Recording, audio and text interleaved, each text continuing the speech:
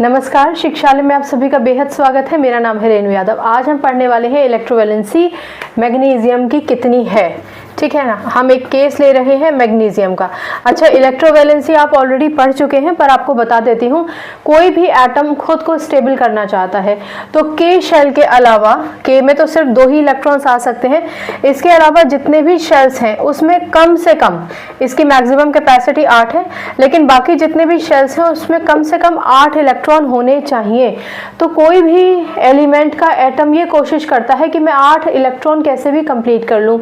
इसका एक रूल होता है, अगर किसी को 8 इलेक्ट्रॉन चाहिए और उसके आउटर मोस्ट शेल में 4 इलेक्ट्रॉन है तो वो इलेक्ट्रॉन शेयर करेगा। ज्यादातर 5, 6 या 7 इलेक्ट्रॉन है तो वो इलेक्ट्रॉन्स लेता है।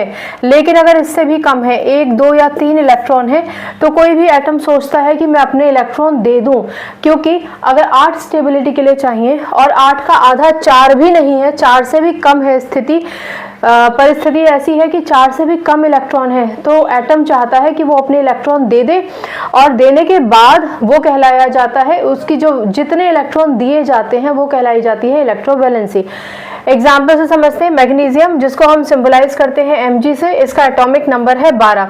एटॉमिक नंबर 12 होने का मतलब है कि इसके एटम में, न्यूक्लियस में प्रोटॉन भी 12 होंगे और इसके पास अलग अलग शेल्स जो होंगे उनमें इलेक्ट्रॉन भी 12 होंगे। चलिए इसका कॉन्फ़िगरेशन लिख लेते हैं।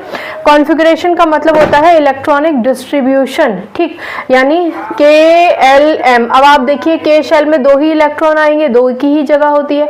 एल शेल की मैक्सिमम कैपेसिटी 8 है, जैसा कि मैंने आपको बताया।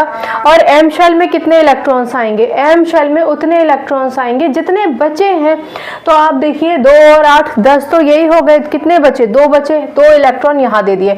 यानी के शेल में आपके पास 2 इलेक्ट्रॉन, एल शेल में आपके पास टोटल 8 इलेक्ट्रॉन जितने होने चाहिए थे, 1, 2, 3, 4, 5, 6, 7, 8, ठीक है।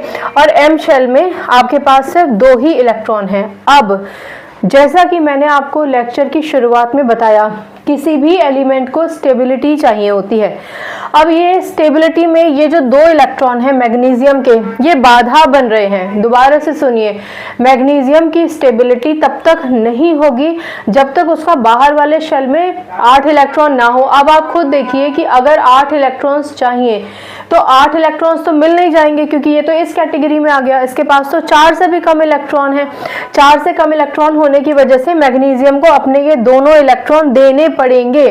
किसको दे रहा है वो भी इंपॉर्टेंट नहीं है, यानी मैग्नीशियम अपने 2 इलेक्ट्रॉन दे देगा। क्योंकि इसने 2 इलेक्ट्रॉन दिए, इसलिए इसके पास 2 पॉजिटिव चार्ज आ जाएगा। यहाँ पर